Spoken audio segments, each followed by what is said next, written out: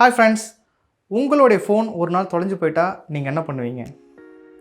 புரியுது, என்னடா ஆரம்பிக்கும் போதே வந்து நெகட்டிவாக பேசுகிறான்னு சொல்லிட்டு. அப்படி இல்லை.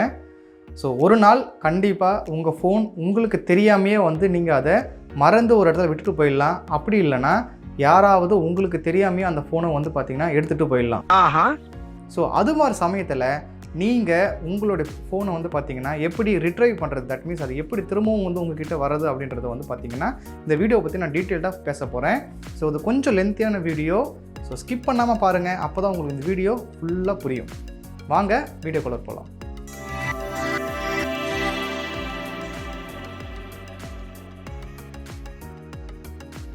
ஓகே, இந்த வீடியோ வந்து பார்த்திங்கன்னா நான் எதுக்காக வந்து மேக் பண்ணுறேன் அப்படின்னா, கொஞ்ச நாளைக்கு முன்னாடி என்னுடைய ஃப்ரெண்டோடைய அப்பா வந்து பார்த்திங்கன்னா அவருடைய மொபைலை ஒரு கூட்டத்துக்கு போகும்போது வந்து பார்த்திங்கன்னா அந்த மொபைலை தெரியாமல் வந்து மிஸ் பண்ணிட்டார். ஆக்சுவலி அவர் தெரியாமல் மட்டும் மிஸ் பண்ணலை, அவரோட ஃபோனை வந்து பார்த்திங்கன்னா ஒருத்தர் திருடிட்டு போயிட்டாங்க. ஸோ அது மாதிரி சமயத்தில் அவர் ரொம்பவே வந்து பார்த்திங்கன்னா என்ன பண்ணுறதுன்னு தெரியாமல் வந்து ரொம்பவே கஷ்டப்பட்டுருந்தாங்க. ஸோ இது மாதிரி கஷ்டங்கள் வந்து நம்ம டெக்ஸன் ஃபேமிலிக்கும் வந்து வரக்கூடாது அப்படின்றதுக்காக தான் இந்த வீடியோ வந்து நான் மேக் பண்ணுறேன். அடங்கப்பா, இது உலக நடிப்புடா சாமி. இந்த வீடியோ வந்து பார்த்தீங்கன்னா கேர்ஃபுல்லாக வாட்ச் பண்ணுங்கள், ஸ்டெப் பை ஸ்டெப்பாக. அப்போ தான் உங்களுக்கு வந்து உங்களுடைய ஃபோனை வந்து இன்கேஸ், எனக்கு எல்லாருடைய ஃபோன் வந்து தொலைக்கூடாதுன்னு ஆசை, பட் இன்கேஸ் தொலைஞ்சிட்டா நீங்கள் என்ன பண்ணணும்? ஸோ அதுதான் இந்த வீடியோ சொல்ல போகிறேன். ஸ்டெப் 1. ஸோ நீங்கள் வந்து பார்த்தீங்கன்னா உங்களுடைய மொபைலில் வந்து கண்டிப்பாக கூகுள் அக்கௌண்ட்டை வச்சுருப்பீங்க, சரியா? ஸோ அப்படி வச்சுருக்கும்போது அதனுடைய பாஸ்வேர்டை வந்து பார்த்தீங்கன்னா நீங்கள் எத்தனை பேர் வந்து நோட் பண்ணி வச்சுருப்பீங்க? கண்டிப்பாக வந்து பார்த்திங்கன்னா எல்லாருமே வந்து பார்த்திங்கன்னா உங்களோட பாஸ்வேர்டை நோட் பண்ணி வச்சுருக்க மாட்டீங்க. இப்போ உடனே வந்து பார்த்திங்கன்னா உங்களுடைய பாஸ்வேர்டை உங்களுக்கு தெரிஞ்ச உங்களுடைய முக்கியமான நோட்ஸ் நீங்கள் வச்சுருப்பீங்க இல்லையா, சீக்ரெட்டாக நோட்ஸ்லாம். ஸோ அது மாதிரி இடத்துல போய்ட்டு வந்து நோட் பண்ணி வச்சுக்கோங்க.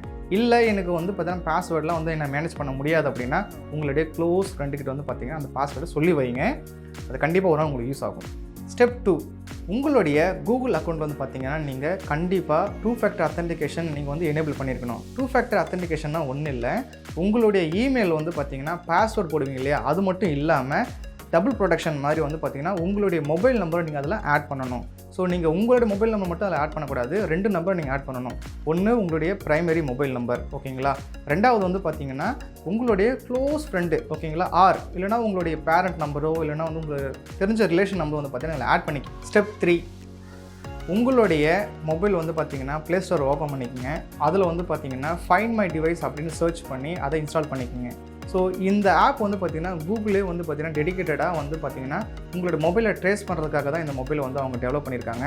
ஸோ இந்த மொபைல் ஆப் நீங்கள் இன்ஸ்டால் பண்ணதுக்கு உடனே வந்து பார்த்திங்கன்னா உங்களுடைய லாகின் ஐடி கேட்கும். தட் மீன்ஸ் உங்களுடைய கூகுள் அக்கௌண்ட் தான் கேட்கும். அதை நீங்கள் லாகின் பண்ணி இன்ஸ்டால் பண்ணிக்கணும், ஓகேவா?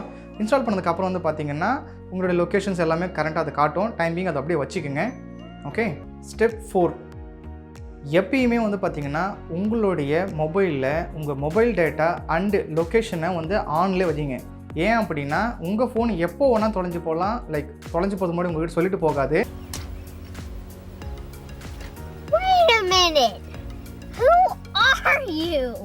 ஸோ அதனால் வந்து பார்த்தீங்கன்னா நீங்கள் உங்களுடைய மொபைலில் வந்து பார்த்தீங்கன்னா எப்பயுமே உங்கள் மொபைல் டேட்டாவை உங்களோட ஜிபிஎஸ் லொக்கேஷன் வந்து பார்த்தீங்கன்னா நீங்கள் ஆன்லேயே வைங்க. அப்போ தான் தொலைஞ்சிட்டா வந்து பார்த்தீங்கன்னா அதை ட்ரேஸ் அவுட் பண்ண முடியும். ஸ்டெப் 5. உங்களுடைய கூகுள் அக்கௌண்ட்டை உங்களுடைய மொபைலில் மட்டும் லாகின் பண்ணி வைக்காமல் உங்களுடைய தெரிஞ்சவங்க மொபைல்லையும் வந்து பார்த்திங்கன்னா நீங்கள் லாகின் பண்ணி வச்சுக்கோங்க. அப்போ தான் வந்து ரொம்பவே யூஸ்ஃபுல்லாக இருக்கும். உங்கள் ஃபோன் தொலைஞ்சிட்டா அப்படின்னா உடனே அதை ட்ரேஸ் அவுட் பண்ணுறதுக்கு. ஓகே, இதெல்லாம் நான் வந்து செஞ்சுட்டேன். ஸோ இப்போ வந்து பார்த்திங்கன்னா நான் ரொம்பவே சேஃபாக இருக்கேன். என்னோடய மொபைல் தொலைஞ்சிட்டா நான் சீக்கிரமாக கண்டுபிடிக்க முடியும் அப்படின்னு மட்டும் அசால்ட்டாக இருக்காதீங்க.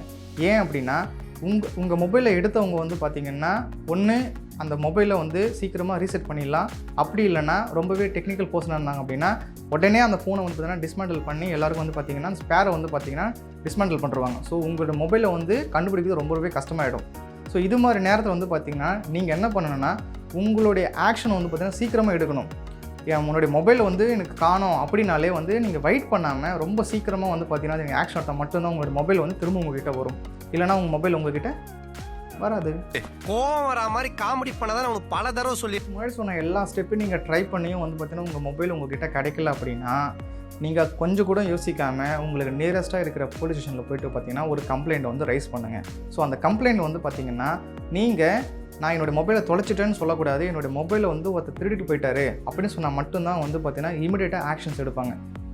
ஏன் இந்த நான் ஸ்டெப்பை சொல்கிறேன் அப்படின்னா, ஸோ நீங்கள் போலீஸ் ஸ்டேஷனில் கம்ப்ளைண்ட் கொடுக்காம இருந்துட்டீங்க அப்படின்னா உங்கள் மொபைல் வந்து திருடிட்டு போயிட்டாங்கன்னா அந்த மொபைலை வந்து மிஸ்யூஸ் பண்ணவும் வாய்ப்பு இருக்குது. ஸோ அது மாதிரி நேரத்தில் வந்து பார்த்தீங்கன்னா நீங்கள் சேஃப் சைடாக இருக்கணும் அப்படின்னா உங்கள் சைட்லேருந்து ஒரு கம்ப்ளைண்ட் வந்து நீங்கள் ரைஸ் பண்ணி வைக்கணும். ஓகேவா?